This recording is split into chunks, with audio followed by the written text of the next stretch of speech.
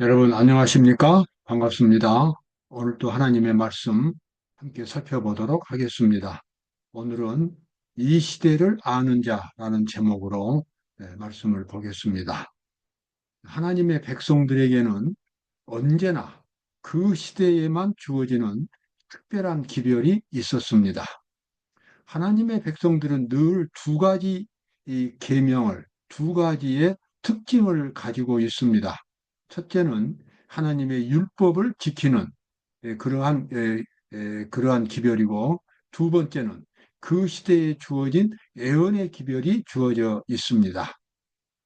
하나님의 율법을 지킨다고 하는 것은 인간의 능력으로는 불가능하기 때문에 죄인인 자아가 그리스도 안에서 죽을 때에, 그리고 자기가 중심이 아니라 그리스도께서 중심이 될 때에 하나님의 율법을 지킬 수 있습니다. 그래서 율법에 순종한다는 것은 먼저 믿음으로 그리스도의 의를 받아들일 때에만 가능하게 됩니다. 그래서 그것은 바로 영원한 복음이라고 성경은 말합니다. 두 번째는 그 시대에만 주어진 하나님의 특별한 사업이 있고, 그 사업을 하나님께서는 미리 하나님의 백성들에게 알려주십니다. 각 시대마다 그 시대에 주어진 하나님의 사업이 있었습니다. 우리는 그것을 애언의 영이라고 그렇게 말합니다. 그래서 오늘 우리에게도 아주 중요한 애언의 영이 있습니다. 우리가 살고 있는 이 마지막 시대에 하나님께서 주신 애언의 기별, 애언의 신, 그것은 무엇이겠습니까? 그것은 바로 하나님의 심판의 기별이 되겠습니다. 왜냐 그러면은 2300기화가 끝나는 1844년 이후부터 하늘에서는 조사 심판이 진행되고 있기 때문에 그렇습니다. 그래서 그 심판의 기별을 사람들에게 전파하는 것이 마지막 때 하나님의 남은 백성들의 사명이 되겠습니다. 우리가 이 남은 백성들이 이 사명을 이해하지 못할 때 그들은 정체성을 상실하게 되고 정당한 기별을 전하지 못하게 되고, 그래서 늘 하나님의 백성들, 우리도 마찬가지입니다. 정당한 기별을 깨닫지 못할 때 그 결과는 항상 비극이었습니다. 그 시대에 주어지는 애언들 항상 있었습니다. 자, 마태복음 16장 2절과 3절에 예수님은 그 당시 바리새인들에게 이렇게 책망을 하셨습니다. 예수께서 대답하여 가라사대 너희가 저녁에 하늘이 붉으면 날이 좋겠다 하고, 그 다음에 또 제가 생략했는데 아침에 날이 흐리면 오늘은 날이 굳겠다 한다. 그런데 너희가 천기란 말은 일기입니다. 일기. 너희가 하루에 일기는 분별할 수 있으면서 시대의 표적은 분별할 수 없느냐. 시대의 표적은 그 시대에 주어진 하나님의 징조들입니다.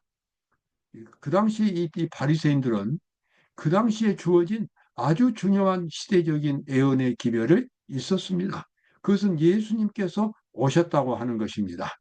예수님께서 오실 시간은 다니엘서 9장 26절에 보면 25장 26절에 보면 70일이라고 하는 애언의 기간을 통해서 메시아가 이 땅에 오셔서 십자가의 고난을 담으시고 그 다음에 죄인들을 대속해서 죽으실 그와 같은 메시아 구세주의 이 세상 강림과 그리고 또 죄를 없애는 속죄 사업 그 시간표가 다 다니엘서 9장 25절에 나와 있습니다.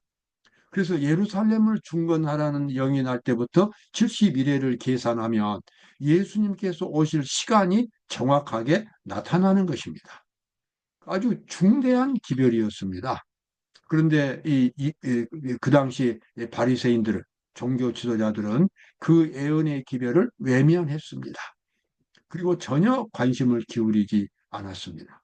지금 그때 아주 중대한 하나님의 사업이 진행되고 있었는데 사실상 이 종교 지도자들이 그 예언의 기별을 갖고 있지 못했기 때문에 일반 백성들은 예수님의 오심을 준비할 수가 없었습니다. 이건 아주 비극이었고 큰 죄악이었습니다. 오늘날도 마찬가지인 것입니다. 지금 하나님께서 우리에게 주어진 하나님의 심판의 기별을 전달하지 못하고 그것을 외면한다면 종교 지도자도 역시 예수님 당시 그 사람들처럼 중대한 범죄를 저지르고 있는 것입니다. 자, 하나님의 기별을 알지 못하고 제대로 준비할 수 없는 사람들, 예수님은 이렇게 말씀하셨습니다. 그러므로 내가 너희에게 이르노니 하나님의 나라를 너희는 빼앗기고 그 나라의 열매 맺는 백성이 받으리라. 명목상으로 이스라엘 백성이기 때문에 천국에 가고 영생을 얻게 된다. 그것은 전혀 성립되지 않습니다. 실질적으로 내면의 세계가 하나님의 의를 경험하게 될 때에 마음속에서 하나님의 나라가 건설될 때에 그 사람은 천국에 갈 수가 있습니다. 이스라엘 백성들이 실패했지만 이방 나라에서 심령이 가난한 사람들, 의에 줄이고 목마른 사람들, 바로 그런 사람들이 있어서 그 사람들이 하나님의 복음을 받아들이고 천국 백성이 될 것입니다. 오늘날 우리에게 주어진 심판의 기별, 바로 그것은 요한계시록 14장 7절에 나와 있습니다. 그가 큰 음성으로 가로되 공중에 날아가는 큰 천사입니다. 근데 천사는 사실상 천사가 날아가는 것이 아니라 마지막 시대에 살고 있는 하나님의 백성들을 상징합니다. 그가 큰 음성으로 가로되 하나님을 두려워하며 그에게 영광을 돌리라. 이는 그의 심판하실 시간이 이르렀음이니 하늘과 땅과 바다와 물들의 근원을 만드신 이를 경배하라 하더라. 심판하실 시간이 이르렀다고 하는 것입니다. 지금 하늘에서는 심판이 진행되고 있습니다. 이것은 바로 우리가 마지막 시대에 살고 있다는 것을 가리키고 있습니다. 이 심판이 끝나면 예수님께서 재림하시고 그리고 구원받은 사람들이 천국에 가고 이 지구는 파멸될 것입니다. 그것이 바로 이 세상의 종말입니다. 성경은 그러한 마지막 사건들을 아주 분명하게 우리에게 예언해주고 있습니다. 그래서 이제 하늘에서 조사 심판이 끝나면 먼저 이 천사들이 너무나 기다렸던 이제 구속 사업이 이제 완성이 되고 그 다음에 천국에 올 백성들이 확정이 되니까 요한계시록 19장 7절에 보면 그 천사들이 너무나 기뻐서 찬양을 부르는 장면이 나옵니다. 하늘에서 조사 심판이 끝나고 하나님의 백성들이 확정되었기 때문입니다. 우리가 즐거워하고 크게 기뻐하여 그에게 영광을 돌리세. 어린 양의 혼인 기약이 이르렀고 그 아내가 예비되었다. 지금 하늘에서 이 심판이 진행되고 있습니다. 바로 그것이 우리가 알아야 할 이 시대의 중요한 기별인 것입니다. 이 기별을 알지 못할 때에 그 사람은 하나님의 구원을 경험할 수가 없게 됩니다. 예언의 기별은 그래서 대단히 중요한 기별입니다. 우리가 어떻게 이 하나님의 백성으로서 준비할 수 있겠는가? 사도행전 482쪽에 나와 있는 말씀입니다. 구원의 일은 일종의 협력이요 연합 활동이다. 하나님과 회개한 죄인 사이에 협력이 있어야 한다. 이 일은 품성의 바른 원칙을 형성하기 위하여 필요하다. 여기서 이 협력 사업, 연합 활동이라는 사실을 우리 그리스도인들은 마음속에 깊이 간직해야 합니다. 나 자신의 구속 사업이 하나님 혼자서 하는 일이 절대로 아닌 것입니다. 또 하나님 없이 나 혼자서 하는 일도 아닌 것입니다. 하나님과 그 죄인이 함께 일하는 작업이 바로 구속 사업입니다. 여러분, 그럴 수밖에 없습니다. 왜냐하면 천국에서까지 가서 살아야 할 사람은 나 자신이기 때문에 내가 죄를 극복해야 하고, 내가 회개해야 되고, 내가 하나님의 말씀에 전적으로 순종하는 그와 같은 경험을 지상에서 가져야 하고, 그렇게 함으로써 이 나의 인격이, 품성이 하늘에 갈 만큼 변화가 되어야 하는 것입니다. 이 일을 어떻게 하나님 혼자서, 예수님 혼자서 내 대신 하실 수 있겠습니까? 예수님이 나를 대신해서 식사할 수 없고 잠을 잘 수 없듯이 바로 내가 그 일을 해야만 되는 것입니다. 그래서 구원을 얻는 일은 일종의 협력이요 연합 활동이다. 하나님과 회개한 죄인 사이에 협력이 있어야 한다. 이 일은 품성의 바른 원칙을 형성하기 위하여 필요하다. 우리의 품성이 변화되는 것도 하나님과 내가 같이 해야 되는 것입니다. 내가 회개하고 내가 죄를 버리고 그래서 하나님으로부터 능력을 받아야 합니다. 그래서 죄를 극복하는 일은 하나님이 하시는 일이 아니라 죄인이 스스로 해야 할 일인 것입니다. 하나님은 그 죄인에게 죄를 깨닫게 하시고 죄를 이길 수 있는 능력과 지혜를 주십니다. 그래서 그 사람이 죄를 극복하게 되고 품성이 변화가 됩니다. 하나님과 죄인 사이에 같이 일하는 협력 사업이 바로 구속 사업이 되겠습니다. 자, 이와 같은 일을 하는 데 있어서 매우 중요한 것은 바로 이 마음의 기초, 품성의 기초를 올바로 놓는 일입니다. 강하고 균형진 품성을 건설하기 위하는 사람, 균형이 잘 잡힌 그리스도인이 되기를 원하는 사람은 모든 것들, 모든 것을 그리스도에게 다 바치고 모든 것을 그리스도를 위해서 해야 합니다. 바로 그것은 뭐냐면 품성의 기초를 놓아야만 품성의 기초를 하나님의 의로, 하나님의 말씀으로, 하나님의 뜻으로 완전하게 그 기초를 놓아야 합니다. 우리는 그것을 믿음이라고 말하는 것입니다. 아직 품성이 변화되지 않았지만 하나님의 거룩한 정신을 내 마음속에 정신으로 깔아놓는 것, 바로 그것이 기초 작업입니다. 우리는 그것을 믿음이라고 부르는 것입니다. 그리고 우리는 그것을 완전이라고 부르는 것입니다. 믿음은 완전해야 됩니다. 90%만 하나님의 뜻을 받아들이고 나머지는 내 뜻대로 한다면 그 위에 영생의 집은 건설되지 않습니다. 완전히 자신의 모든 것을 다 하나님께 바치고 하나님의 주신 모든 말씀들을 100% 자기 속에 받아들여야 합니다. 그렇게 할 때에 비로소 그 사람 속에서 구원의 사업이 시작이 됩니다. 구체적으로는 그 사람의 인격과 품성이 하나님의 형상으로 이제 만들어지고 성장해 가게 되는 것입니다. 바로 그것이 믿음으로 말미암은 의이고 그것이 구속 사업이 되겠습니다. 우리가 이 시대를 아는 사람들이라면 지금 하나님의 심판이 진행되고 있는 이 마지막 시대에 참으로 지혜로운 그리스도인은 하나님을 받아들이고 하나님의 뜻을 받아들여서 자기 자신이 하나님 앞에 심판받는 것처럼 철저하게 회개하고 그리고 모든 죄를 극복하기 위하여 투쟁할 것입니다. 하나님의 귀한 말씀을 자기 품성의 기초로 놓고 그 위에 자기의 영생을 건설할 것입니다. 그 사람이 바로 이 시대를 아는 마지막 시대에 하나님의 참된 백성이 되겠습니다. 사도행적 483쪽입니다. 그는 매일 자아 복종의 의미를 배워야 한다. 여기서 자아 복종이라고 하는 것은 타고난 죄인 자신을 가리키는 겁니다. 타고난 죄인 자신은 바로 죄입니다. 죄. 그 죄는 결코 영생을 얻을 수가 없습니다. 그것은 그냥 마치 우리가 쓰레기를 버리듯이 오물을 버리듯이 이 자아라고 하는 것은 철저하게 부서지고 그것은 없어져야 되는 것입니다. 그 속에는 바로 이기심이 들어있고 사단의 정신이 있기 때문에 그렇습니다. 그래서 내가 그리스도와 함께 십자가에 못 박혔나니 그런즉 이제는 내가 산 것이 아니요 오직 내 안에 그리스도께서 사신다고 하는 갈라디아 2장 20절의 사도 바울의 고백이 오늘 우리의 매일매일의 고백이 되어야 합니다. 더럽고 추악하고 위험한 불결한 나 자신은 철저하게 십자가에 못 박히고 오직 그리스도의 정신만이 나의 정신이 되는 그와 같은 변화, 바로 그것이 구속 사업이 되겠습니다.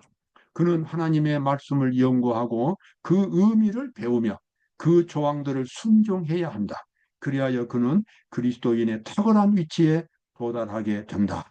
이와 같은 경험을 우리가 반드시 가져야 되겠습니다. 리비엔 헤럴드 1885년 12월 1일자의 기사입니다. 그리스도께 나오는 자는 반드시 순결하고 덕이 있는 품성으로 그 기초를 놓아야 한다. 그런 다음에 곧바로 품성의 건설이 시작이 된다. 완전히 자기 자신이 깨어지고 오직 그리스도만이 살아계시는 그와 같은 근본적인 변화를 경험할 때에 그때부터 하나님의 형상이 속에서 만들어지기 시작합니다. 성경에는 그러한 믿음으로 구원받은 사람들이 많이 있습니다. 예, 뭐 아주 많이 있습니다.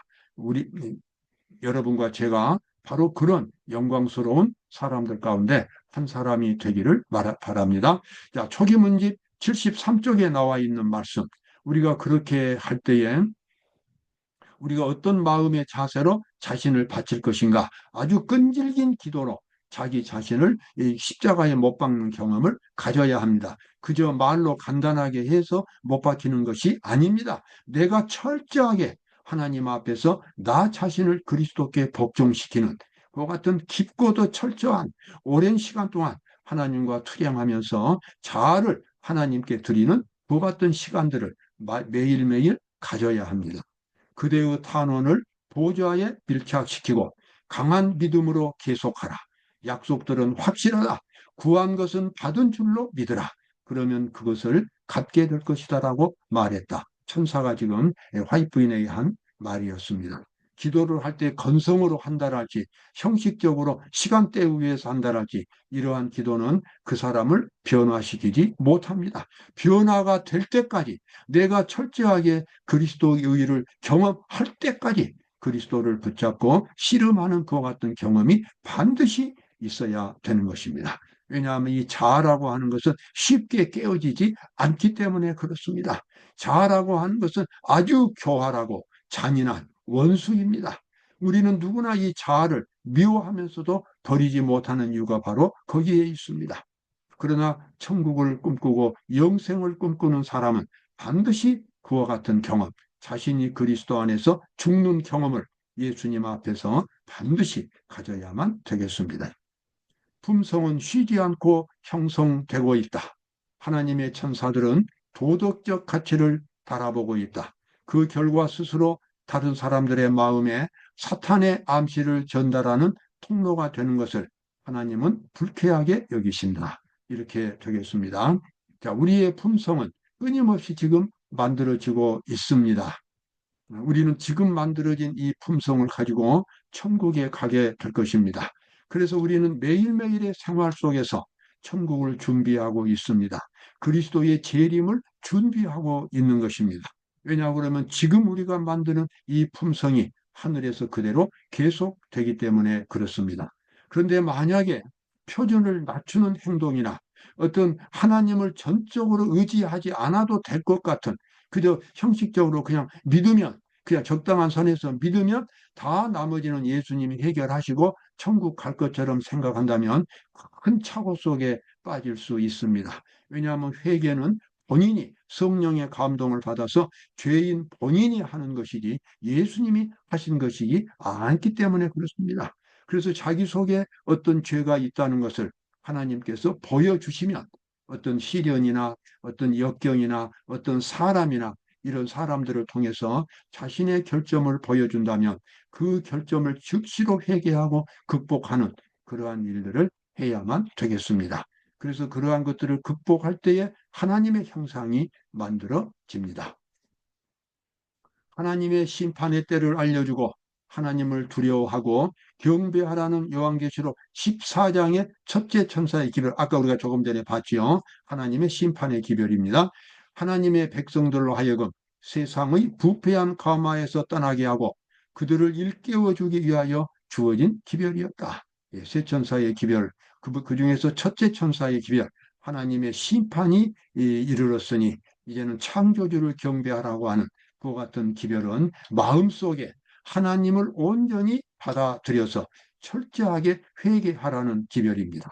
그리고 하나님의 의, 하나님의 정신과 능력을 온전히 다 받아들이라는 기별입니다. 그것이 바로 지금 우리가 해야 할 일입니다. 하늘에서 조사 심판이 진행되고 있는 동안 우리 하나님의 백성들이 해야 할 일은 철저하게 자기를 부정하고 오직 그리스도의 정신으로만 매일매일 살아가는 일. 그래서 품성이 그리스도의 형상으로 만들어지는 일.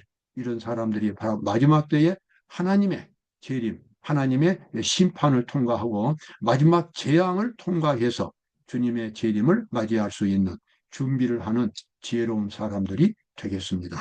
오늘도 보람된 하루가 되시기를 바랍니다. 감사합니다.